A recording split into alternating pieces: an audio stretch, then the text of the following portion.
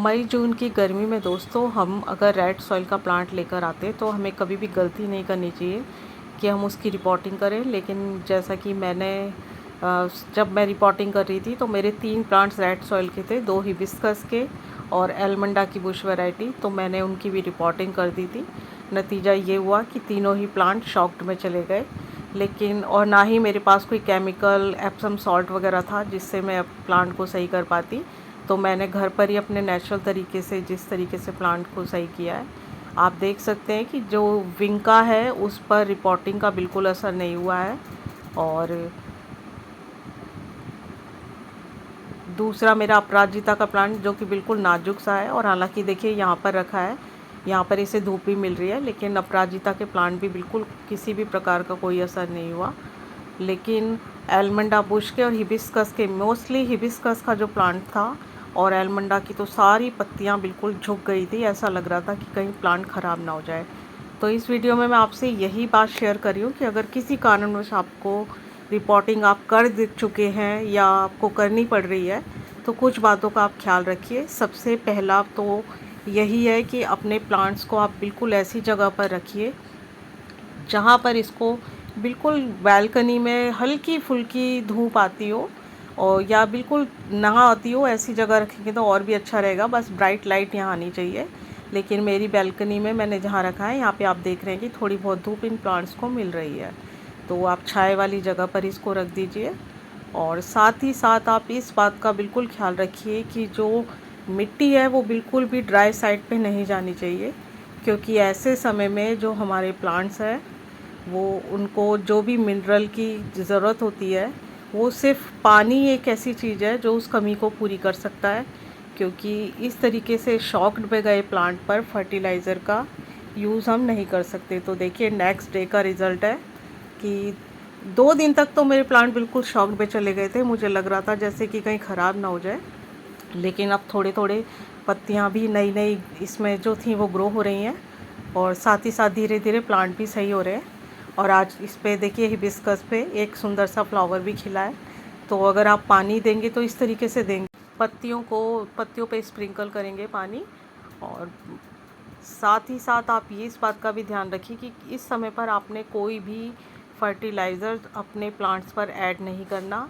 और जितनी भी ये येलो लीव्स हो रही हैं इनको हटा देना है, क्योंकि ऐसा नहीं है कि सारी लीव्स ख़राब हो जाएंगी। कुछ पत्तियां पीली पड़ जाती हैं जब हमारा प्लांट शॉक में जाता है।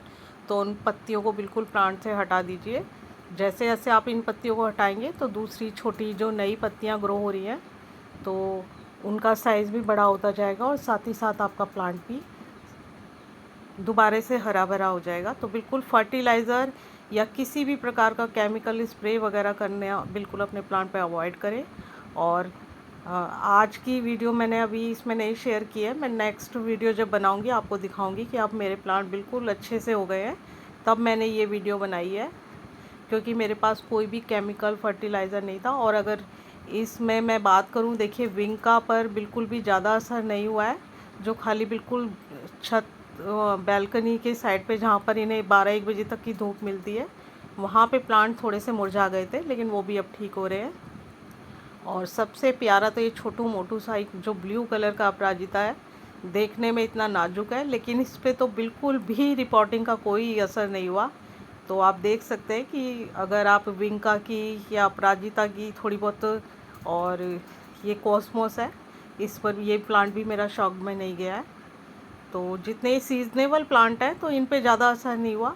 और रिपोर्टिंग करते वक्त एक बात का ख्याल बिल्कुल आप रखिए कि बिल्कुल जड़ों को छेड़ना नहीं है। जैसा प्लांट है एज इट इज़ आप उसको लगा दिए। लेकिन और ये तो मेरा पॉट में ही था, तो इस पे तो बिल्कुल कोई फ़र्क हुआ नहीं, और ना मुझे अभी इसकी रिपोर्टिंग की ज़रूरत पड़ी। लेकिन जो रेड सॉइल वाले थे, तो मैंने सोचा कि जब मैं ये छोटे छोटे विंका की, कोस्मोस की और गॉम्फ्रीना की रिपोर्टिंग कर रही हूँ, क्योंकि बहुत काम फैल जाता है, तो हमें लगता है कि हम कम्प्लीटली सारा काम कर लें, क्योंकि मिट्टी चारों तरफ फैल जाती है। और अभी मेरे पास कोई ऐसी खाद भी उपलब्ध नहीं थी, तो बस गोबर के उपले थे, उन्हें थोड़ा सा तोड़ के मैंने इसकी मिट्टी में ऐड कर दिया है। और जब इनकी दोबारा से थोड़ी सी रीग्रोथ होएगी, तब धीरे धीरे मैं इसमें लिक्विड फर्टिलाइज़र देना शुरू करूँगी। लेकिन अभी कोई भी खाद क्योंकि कभी कभी क्या होता है, ज़्यादा केमिकल या खाद देने से भी गर्मियों में प्लांट्स हमारे ख़राब हो जाते हैं।